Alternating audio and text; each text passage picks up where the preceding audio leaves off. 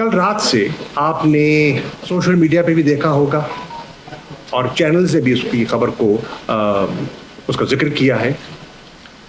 उस्मान डार साहब और उनकी फैमिली के साथ उनकी 75 साला बूढ़ी वालदा बहू बेटियों के साथ जो सलूक बरता गया है उसका ना कोई कानूनी जवाब है ना कोई इखलाकी जवाब है, और उसकी जितनी मजम्मत की जाए वो कम है। रात के 2 बजे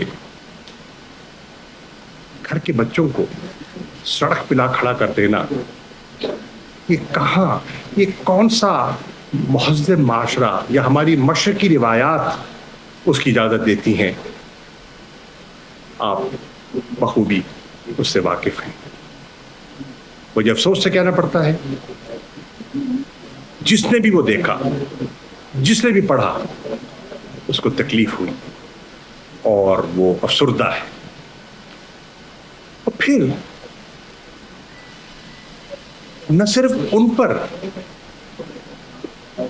उनके कारोबार को जब बंद किया गया, उनकी फैक्ट्रियों को सील किया गया, मत भूलिए कि उसका निशाना सिर्फ उस्मान डार या उनका खानदान नहीं बना।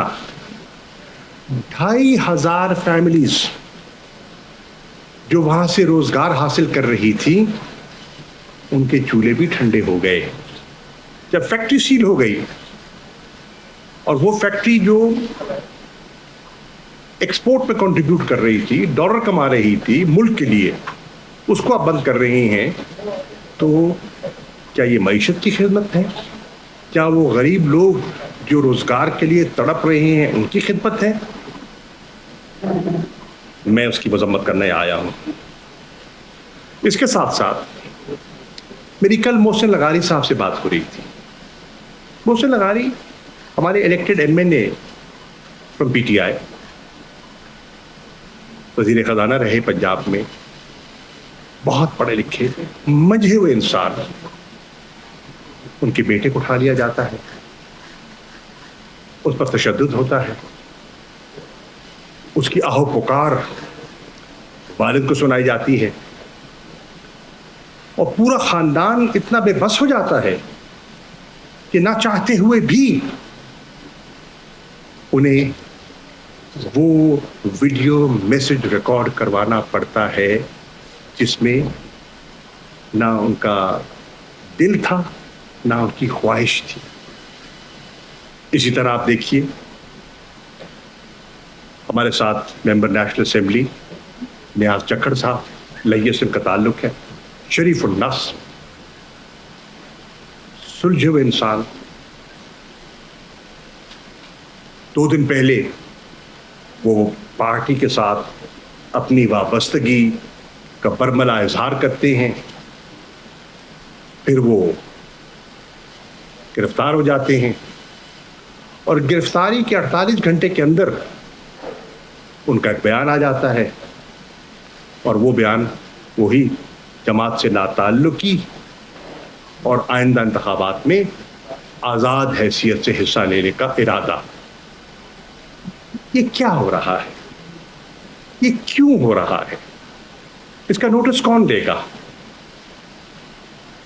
मैं जनाबे काकड़ साहब से कहूँगा, आपका पहला बयान आया था कि आप इंश्योर करेंगे शफाफ इंतखाबात। क्या इस माहौल में शफाफ इंतखाबात मुमकिन है?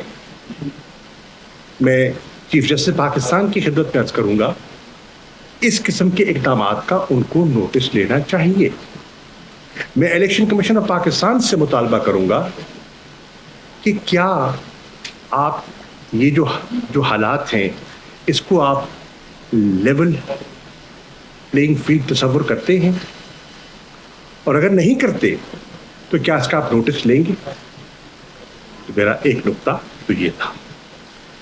दूसरा नुक्ता जिस पे मैं बात करना चाहता हूं वो ये है कि एक मीडिया हाउस ने ख़ास तौर पर एक अभाम पैदा करने की कोशिश की कि कोर कमेटी के इख्तलाफात लीगल टीम पर सवालिया निशान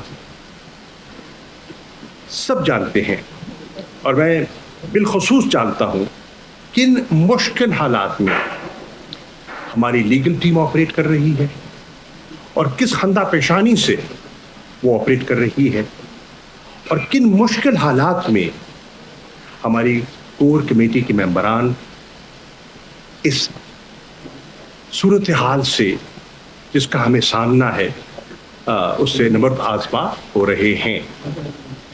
मैं वजाहत करना चाहूँगा, इस किस्म की जो खबरें हैं ये मन घड़त हैं, डिस इन्फॉर्मेशन का मंसूबा है और एक साजिश का हिस्सा है ताकि पार्टी की रैंक एंड फाइल में कंफ्यूजन पैदा की जाए, अभाम पैदा किया जाए, उनके जहनों को मुतासिर किया जाए।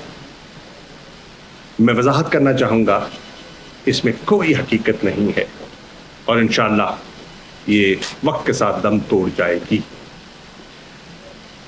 उमर अयूब खान हमारे पार्टी के सेक्रेटरी जनरल हैं, उनसे चीज़ें मंसूब कर दी गई, मुझसे चीज़ें मंसूब कर दी गई जिनमें कोई हकीकत नहीं है।